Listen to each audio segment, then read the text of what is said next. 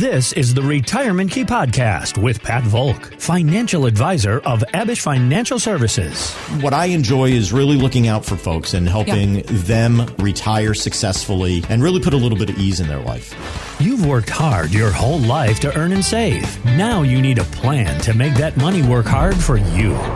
It's a totally different day and age now. You have to embrace the change, but I've always said it's about the plan. It's not about the products. Pat and the entire team at Abish Financial want to help you unlock the keys to your retirement. And I'm Heather Branch here with Pat to ask him for insight on what you can be doing now in effort to better prepare for your financial future as you approach or perhaps are already in retirement. Working to know that you've got the proper plan in place is what Pat and the entire team at Abish Financial Services are here to help you do. Mr. Volk, how are you today? I'm doing fantastic. How about yourself? I'm doing great. It's springtime. I'm a big garden person. Have I ever told you that? Nerd fact. I'm a big gardener, yard worker person. Oh, so, like tomatoes, cucumbers. Okay, here's the tragedy of my life. So my husband and I bought a house, a fixer-upper house when we first got married, and I was really excited because I'd lived in apartments my whole life, and I finally was going to have this yard. Cut to me figuring out the way that our house faces, and because we bought it's an old piece of property, which is beautiful. It's very wooded. Mm-hmm. When I tell you we have zero sun, I have a complete shade garden, and I cannot grow any flowers or fruits or vegetables. I am not lying to you. Oh. But I've become a shade plant aficionado. If you have any questions about what you can grow in shady spots, shade. You just give me a buzz, and I will talk to you all about hostas and hellebores and coral bells. I'm very well versed, sir. You are speaking Latin.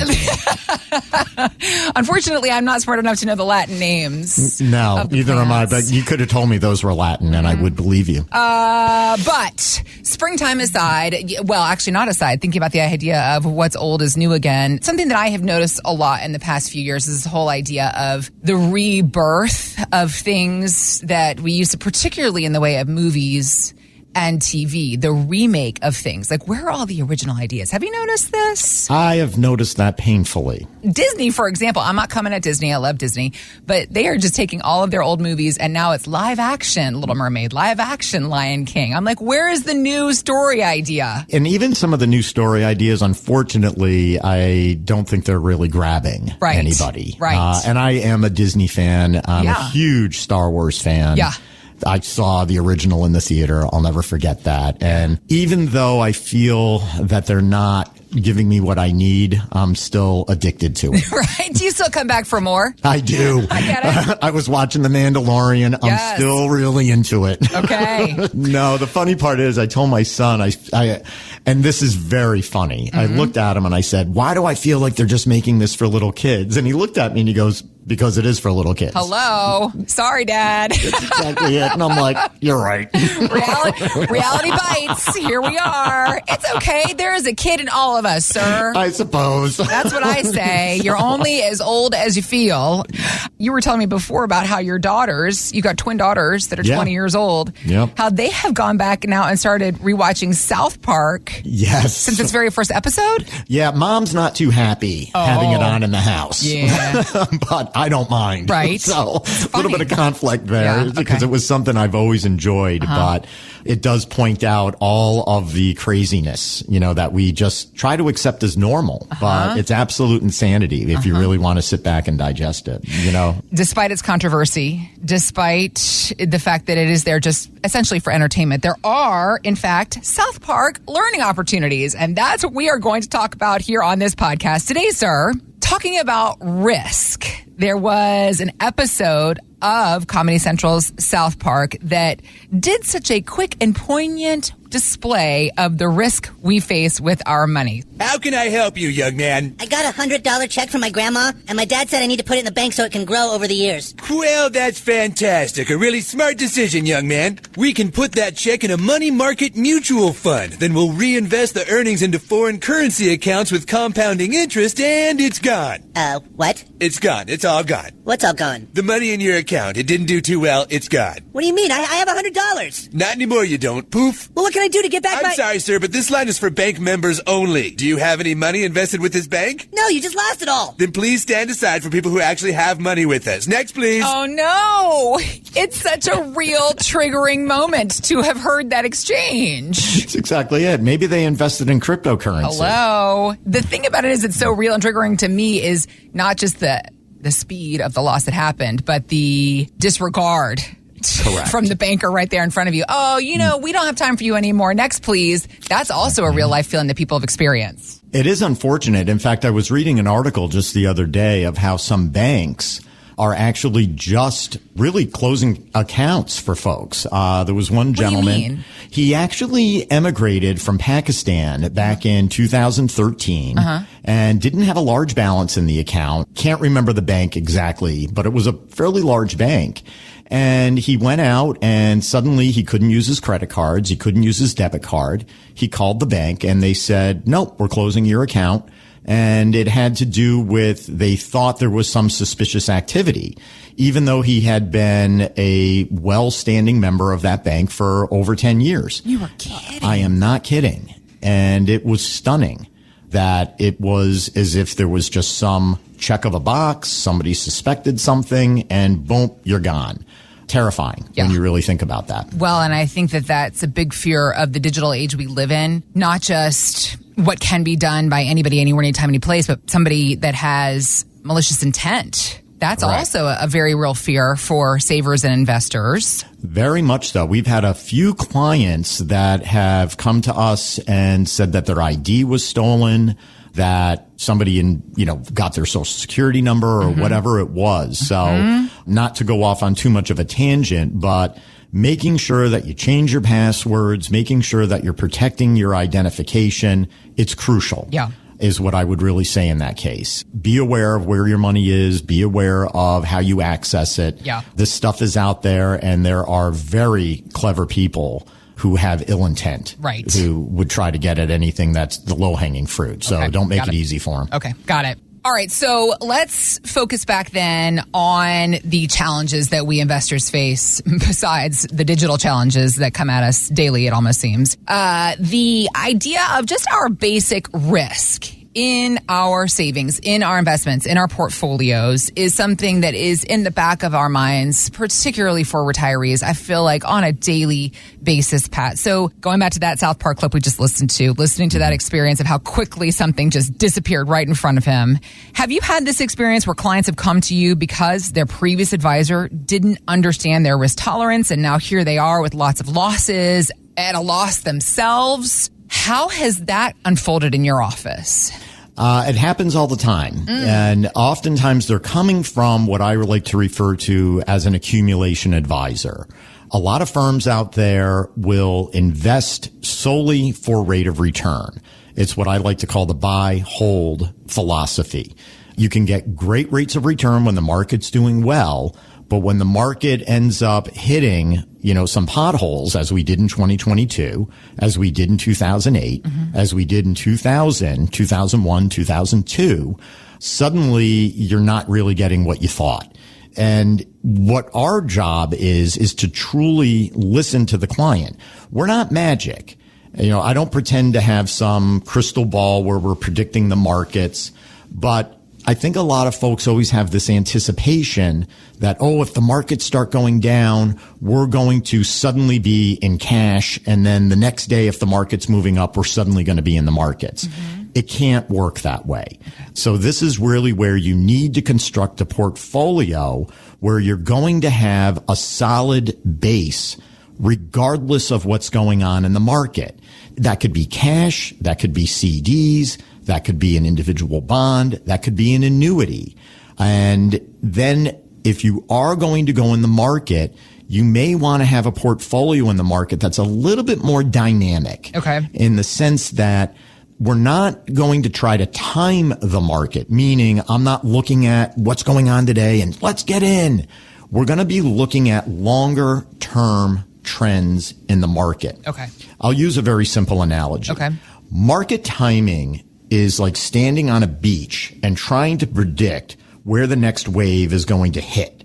How high up on the beach is it going to go? Okay. You're not going to get it right. You're going to get it right once in a while, but you're going to get it wrong more than anything else. Okay. What we're trying to do with the assets that we have in the market is we are trying to make a determination of, is it high tide or is it low tide? And if you've ever sat on a beach during those times, it's gradual. And you need to find where is the trend. So it's not a matter that we're impervious to losses. The concept is we're going to try to lessen the losses, staying off the deep bottoms. But with that is also coupled, we may not get all of the highs. The whole premise behind this is we're trying to control for volatility, the ups and downs of the market. And I've always used a very simple, again, another analogy, with the clients. If we have two planes taking off out of Dulles Airport at the same time, flying across the country, and they're both going to land in LA at about the same time, one flight's going to be extraordinarily turbulent. They can't serve drinks, you're buckled up and you're terrified. Or another flight, which is going to be a lot smoother. And they're both going to get you there at about the same time. Which flight do you want to get on? Obviously, the smoother flight. The smoother flight, obviously. But so many folks are with these accumulation advisors, and these accumulation advisors are solely trying to put the pedal to the metal, and they're trying to just get rate of return. Well, that's going to be very difficult when we go through transitions and changes as we're going through in our economy right now. This is really where I think after the longest running bull market we ever had in history. And that was really built upon low interest rates and quantitative easing, or the Fed injecting liquidity into the markets. That's what caused the boom, the bubble of everything. Okay. And they took the punch bowl away. Inflation occurred. They need to raise interest rates. It's what's called demand destruction. And they like to say demand destruction, but truth be told, that means people are going to lose their jobs. That's the flat out purpose of it. Because if you lose your job, you're not spending. And that's how in turn they want to bring inflation down. Stop people from spending. And it's very brutal. But it's at times like this where I do feel people begin to truly appreciate the more conservative elements of the portfolio. We're not going to go back to Terra. As they say, 2021 is over. We're not in that environment. If we do have an environment where interest rates are eventually lowered and the market does take off, we set our portfolios up to take advantage of it. But at the same time, we're also trying to lessen the losses that have really occurred all last year and a lot of the volatility this year. The markets are up a little bit this year, truth be told, but I don't think we're through this by a long shot. We do still have a lot of things to drop on the banking side. If you're reading out there, I do think the banking crisis is going to cause a recession. And it's just going to be a matter of how deep of a recession it is. And this is truly the time where people should stop looking back and saying, I want to get back to where I was at the end of December 2021. I understand. Everybody would want to do that. But perhaps the best thing to do is to say, do I have enough to reach my goals right now? And maybe instead of taking on additional risk and perhaps losing more, maybe we want to just make certain that you can live a very comfortable retirement with lower volatility. That's really the whole point here. We want to make certain that you're going to be able to meet your needs during retirement. I know at Abish Financial Services, you use the phrase a lot, this second phase of your financial life. And that's what this is really boiling down to. Folks that have worked for 3-4 decades, they have earned, perhaps they've even worked with a financial advisor during that growth and accumulation phase. But now it's time to shift your mindset and create more security. And this is exactly what you're talking about here. It's exactly it. I had known a gentleman, and I'm going back more than 20 years, right when the dot-com bubble was occurring. And he was retiring, and I remember somebody jokingly asked him, they were like, hey, how are you invested for your retirement? Because he was a rather sophisticated planner, investor, etc. And he looked at the fella and he said, you know what? He goes, I'm going to be fine with what I've accumulated. I'm fine. My wife's fine. My kids are going to be fine. And I have it all invested relatively conservatively. Tell me why I should go out and take on more risk. If you've crossed the finish line, maybe it's time to just say, why do I need to take on more risk? This isn't about, entertaining people with your rate of return at a cocktail party. This is about paying the bills. Yep. Making certain that what you've accumulated, that you've determined where your cash flow is coming from. Social Security, pensions, annuities. I know there are annuities sometimes have a bad name around them. I'll be frank, there are large firms out there that are beating up on annuities constantly. They have done more damage to the common people than anyone else out there because people have just dismissed this product without fully understanding the benefit. Yeah. They would love to have a pension, but if they don't have a pension, they wouldn't want to have an insurance product that creates a pension. And those two things really don't go together. It's just a full lack of understanding. And they are doing themselves some harm.